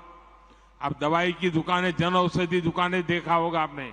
आप पोलिंग बूथ में जाइए ना, लोगों को जरूर है जन औषधि दुकान वाला जरूर बताना। आज जन औषधि के स्टोर में उत्तम से उत्तम प्रकार की दवाई सस्ते से सस्ते में मिलती है। इस स्टोर की वजह से गरीब का करीब 20,000 करोड़ रुपया बचा है। अगर एक परिवार में 60, 70, 80 साल के बुजुर्ग है और डायबिटीज है, अगर उनको महीने में 2,000 की दवा लगती है तो जन औषधि केंद्र में 100-150 रुपये में दवाई मिल जाती है और उनका महीना भर निकल जाता है। ये लोगों का पैसा बचाने का भाजपा का ये तरीका है। दोस्तों, आपके बूथ में ऐसे भी बहुत लोग होंगे जिन्होंने आयुष्मान भारत योजना का लाभ लिया है। आयुष्मान भारत योजना से गरीबों को अस्पताल में 5 लाख रुपए तक के मुफ्त इलाज की सुविधा मिलती है। इस योजना की वजह से करीब 5 करोड़ लोगों ने अस्पताल में भर्ती होने के बाद अपना इलाज कराया और 1 पैसे का खर्च नहीं हुआ है। अगर आयुष्मान भारत योजना नहीं होती तो इन गरीबों को अपने इलाज में 80,000 करोड़ रुपए से ज्यादा खर्च करना पड़ता। अभी 80,000 करोड़ बचा कि नहीं बचा? ये गरीब का भला हुआ कि नहीं हुआ? ये मध्यम वर्ग के परिवार का भला हुआ कि नहीं हुआ? साथियों, गरीबों की सेवा का ये भाव, गरीब की जेब की चिंता, भाजपा हर पल उनकी मदद में खड़ा रहता है और यही भाजपा की पहचान है। लेकिन विपक्ष की पार्टियां कैसे गरीब और मध्यम वर्ग की जेब काट रही है, ये भी देश के लोगों को बताना चाहता हूं। ये विपक्षी लोग पेट्रोल की कीमतों पर बहुत हाय तौबा मचाते हैं। देश के लोगों को राहत देने के लिए केंद्र सरकार ने 2 साल में 2 बार एक्साइज ड्यूटी कम की है। लेकिन ज्यादातर राज्यों में जहां बीजेपी सरकार नहीं है, वहां इन राजनीतिक दलों ने इस कटौती का लाभ जनता में ट्रांसफर नहीं किया है। इन राज्यों ने अपने स्टेट का वेट बढ़ाकर जनता से वसूली का अभियान चालू रखा है। आज यूपी, गुजरात, हरियाणा, उत्तराखंड, जहां भाजपा सरकार है ना, वहां पेट्रोल की कीमत 100 रुपये से कम है। लेकिन बिहार में पेट्रोल 107 रुपया, राजस्थान में 108, तेलंगाना में 109, केरला में 110। क्यों भाई? इन राज्यों में जिन दलों की सरकारें हैं वो जनता के साथ, गरीब और मध्यम वर्ग के साथ विश्वासघात कर रहे हैं। साथियों, इन राज्यों के बूथ कार्यकर्ताओं को ये सच्चाई अपने बूथ के लोगों के सामने बार बार उजागर करनी चाहिए। पेट्रोल स्टेशन पे जाके खड़े होकर पर्चे बांटने चाहिए। देखिए, गुजरात में इतने मिलता है, यूपी में इतने में मिलता है, भाजपा राज्य में इतने मिलता है, ये केरल में इतने में मिलता है, तेलंगाना में इतने में मिलता है, बिहार में इतने में मिलता है। तो लोग चौंक जाएंगे क्या हो रहा है। और इसलिए चीजों की जानकारियों के साथ आप जितना बताएंगे, उतनी आपकी सच्चाई पर लोगों का विश्वास बढ़ेगा भाइयों। आइए एक और सवाल के लिए आगे बढ़ते हैं।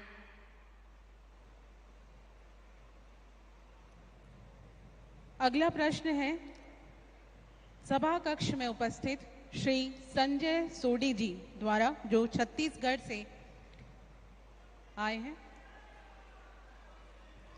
हाँ बोलिए।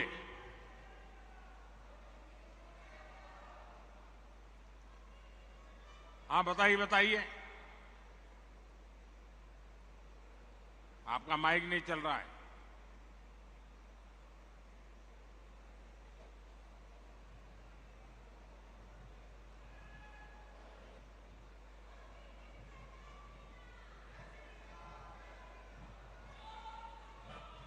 भारत माता की,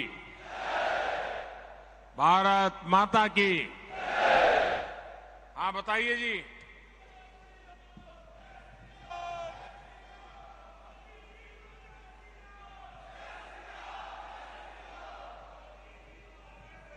जय श्री राम।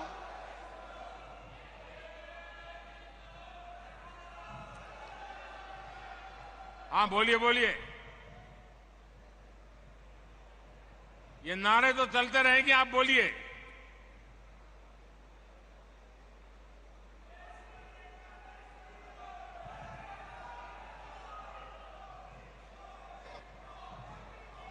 आप शांत रहिए, उनकी आवाज आ रही है, जरा शांत रहिए आप। हाँ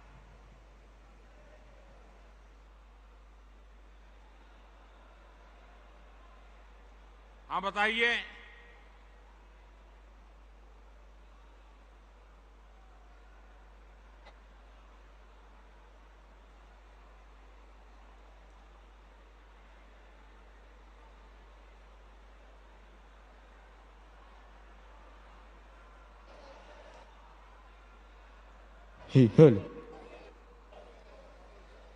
हाँ हाँ सुनाई दे रहा है, बताइए क्या हो रहा है। हाँ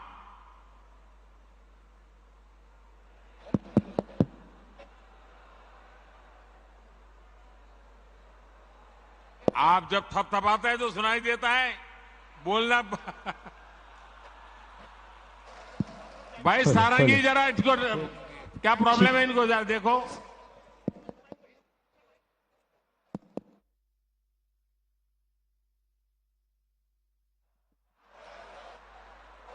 माइक। माननीय प्रधानमंत्री जी,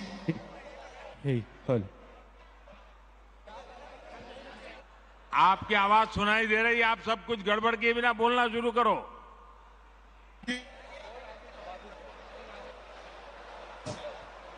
हेलो माननीय प्रधानमंत्री जी, माइक प्रॉब्लम। माइक। माननीय प्रधानमंत्री जी, जिलों की नगरी भोपाल में आपका स्वागत है, वंदन है, अभिनंदन है। मैं छत्तीसगढ़ की पावन धरा से आपको मेरी ओर से हाथ जोड़ के जय जोहार, सेवा जोहार करता हूं। मैं संजय सोडी, शक्ति केंद्र क्रमांक 1 सुकमा का प्रभारी हूं। मैं छत्तीसगढ़ के अंतिम छोर सुकमा जिला का निवासी हूं, जिसको आप सब नक्सलगढ़ के रूप में जानते हैं। मैं दक्षिण बस्तर के उन आदिवासी भाइयों के विषय में, वहां के अन्य समाज के जो किसान हैं, उनके विषय में कहना चाहता हूं। उनके पास उपजाऊ जमीन होने के बावजूद आज वो पिछड़े हैं। तो मेरा सवाल है आज पूरे भारत देश के किसानों की तरफ से, सम्माननीय प्रधानमंत्री जी, किसानों के हित में एक अप्रोच कांग्रेस की सरकार में रही और एक अप्रोच भारतीय जनता पार्टी की सरकार में हम देख रहे हैं। इस अंतर को हम सामान्य जनों को, आम जनों को कैसे बता सकते हैं और उन्हें कैसे समझा सकते हैं? बहुत बहुत धन्यवाद। आपने किसानों का विषय लिया, अच्छा किया, क्योंकि मैं कब से बात कर रहा था, शायद ये विषय छूट जाता अगर आप न पूछते तो। देखिए, आज जरा पहले का अनुभव याद कीजिए। किसानों के साथ क्या होता था। कांग्रेस की सरकारों के दौरान सूखा पड़ता था तो परेशानी किसान की होती थी, बाढ़ आती थी तो किसान की सूद लेने वाला कोई नहीं होता था, किसान के नाम पर मदद को बिचौलिए खा जाते थे। कांग्रेस की एक ही नीति थी, पहले किसानों को संकट में पड़ने दो और फिर कर्ज माफी के नाम पर झूठ बोलकर वोट की फसल काटो। ये उनका तरीका रहता था। आपने 10 साल में कांग्रेस ने कुछ हजार करोड़ रुपए की कर्ज माफी का ऐलान किया, लेकिन असली किसानों ने को ये लाभ कभी पहुंचा ही नहीं। आप जाकर के देख लेना, इतनी सारी, कभी कभी तो 10 दिन में करेंगे, 100 दिन में करेंगे, कभी नहीं किया। क्योंकि ज्यादातर जो छोटे किसान होते हैं उनका तो बैंक में खाता भी नहीं होता है, और वो तो साहूकार के पास से और लोगों से पैसे लेकर के अपनी बेचारे की गाड़ी चलाते हैं। और इसलिए ये कर्ज माफी के नाम पर राजनीति करते थे, देते नहीं थे, और छोटे किसान को तो नसीब ही नहीं होता था। लेकिन भाजपा सरकार आज पीएम किसान सम्मान निधि से सीधा पैसा किसान के बैंक खाते में भेज रही है। इससे छोटे से छोटा किसान भी लाभान्वित हो रहा है। अभी तक इसके तहत आपको आंकड़ा याद रखना चाहिए, 2.25 लाख करोड़ रुपए। कितने? 2.25 लाख करोड़ रुपए। कितने? 2.25 लाख करोड़ रुपए किसानों के खाते में जमा हो चुके हैं, और वो भी करीब करीब 11 करोड़ किसान इस स्कीम के लाभार्थी हैं। साथियों, भाजपा की सरकार ने किसानों पर महंगे यूरिया, महंगे फर्टिलाइजर का बोझ भी नहीं पड़ने दिया। इसके लिए सरकार ने 2 लाख करोड़ रुपए से अधिक खर्च किया ताकि किसान को फर्टिलाइजर सस्ता मिले। आप में जरा आंकड़े याद रखना, आज अमेरिका में यूरिया की अगर 50 किलो की बैग है तो कीमत है 3,000 रुपये। ब्राजील में उसी बोरे की कीमत है 3,500 रुपये। चीन में इसकी कीमत है 2,100 रुपये। हमारे पड़ोस में बांग्लादेश में कीमत है 700 रुपये। पाकिस्तान में है 800 रुपये। लेकिन भारत के किसानों को वही यूरिया सिर्फ 270 रुपये के भी कम कीमत में मिल रहा है, क्योंकि भारत सरकार वो बोझ उठा रही है। देखिए, मैं आपको श्री अन्न यानी मिलेट्स के भी बात दोहराऊंगा। अभी मैं मिस्र में था तो वहां मिलेट्स की काफी चर्चा हुई। वहां के लोगों को गेहूं बाहर से मंगाना पड़ता है। मैंने उन्हें भारत के मिलेट्स यानी मोटे अनाज के बारे में बताया। भारत के करीब 2.5 करोड़ से ऐसे किसान हैं जो मिलेट्स की, मोटे अनाज की खेती करते हैं। वे कम पानी में, विपरीत परिस्थितियों में भी मिलेट्स पैदा करते हैं। मिलेट्स की सबसे बड़ी ताकत ये होती है कि वो सुपर फूड होता है। दूसरा, ये पर्यावरण को नुकसान नहीं पहुंचाता है। मिलेट्स की ये खूबियां मैंने उन्हें बताई। श्री अन्न अभियान का मुख्य उद्देश्य हमारे छोटे किसान को ताकत देने का ही है। ऐसे में भाजपा के कार्यकर्ता को भी सोचना चाहिए कि श्री अन्न को बढ़ावा देने के लिए हर संभव प्रयास करें। साथियों, मैंने आपसे काफी समय लिया है और देश भर में देख रहा हूं, टीवी पे लाखों कार्यकर्ता वहां बैठे हुए नजर आ रहे हैं।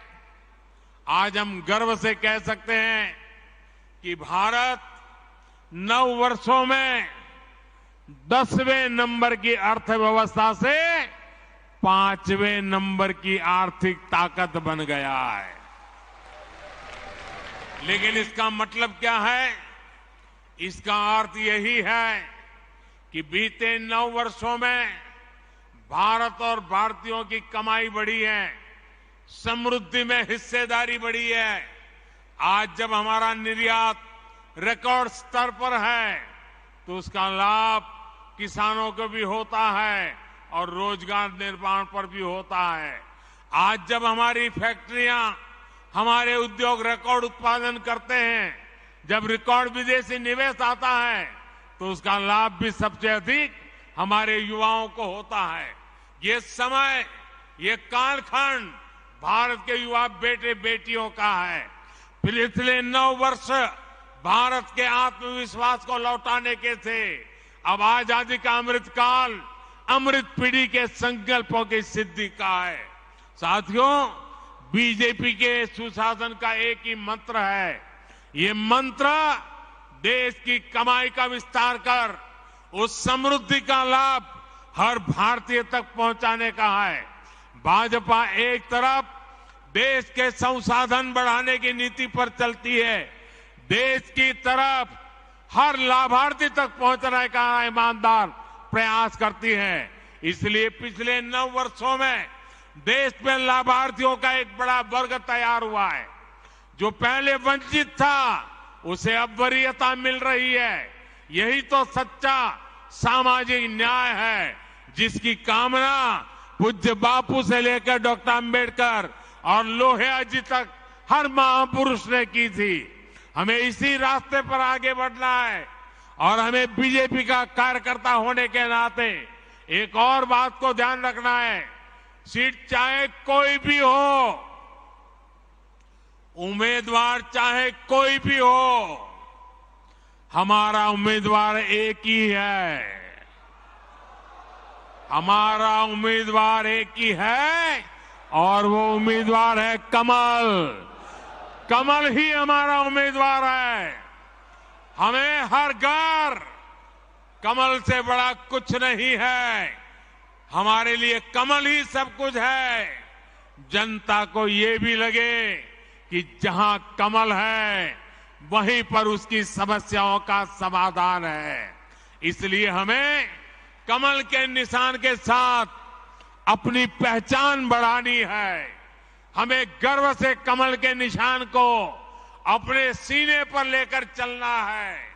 हम अक्सर देखते हैं कि सिर्फ चुनाव के दौरान ही कमल के निशान को बैनर तख्तियों में छपवाया जाता है, लेकिन अब हमें कमल के निशान को हर जगह, हर कार्यक्रम में प्रमुखता देनी चाहिए। हमें यह भी देखना है कि कमल से जो जुड़ा है उसकी पहचान सेवा से हो, समाज का हित करने वाले की हो। आज जो यहां से 2,500 से ज्यादा कार्यकर्ता हमारे विस्तारक अलग अलग राज्यों में जा रहे हैं, उन्हें भी इसी का विशेष ध्यान रखना है। ये अभियान आपके लिए एक तपस्या से कम नहीं है। जिस गांव में आप जाएं, वहां के लोगों के साथ, समाज के साथ उन्हीं की तरह जीवन जिए, ना अलग रहें और ना ही अलग दिखें, और अपने आत्मीय संबंध गांव के लोगों से ऐसे बनाएं कि वो आपकी वापसी के लिए आपसे आग्रह करते रहें। जाने के बाद भी आपका संपर्क बना रहना चाहिए, चिट्ठी चपाती चलती रहनी चाहिए। साथियों, मैं आज देश के प्रबुद्ध मतदाता का भी फिर से आभार व्यक्त करना चाहता हूं। आर्थिक हो या सामाजिक, देश आज निर्णायक फैसले इसलिए ले रहा है क्योंकि दशकों बाद देश के लोगों ने एक मजबूत और स्थिर सरकार चुनी है। आज पूरी दुनिया में भारत को लेकर इतनी पॉजिटिविटी इसलिए है क्योंकि यहां एक मजबूत सरकार है। आने वाले 25 साल यानी आजादी के अमृत काल में विकसित भारत के निर्माण के लिए यही स्थिरता, यही मजबूती, यही हमारे लिए आवश्यक है। हमें इसीलिए आगे बढ़ना है। इसी संदेश के साथ हमें बूथ बूथ पर अपने संवाद को आगे बढ़ाना है।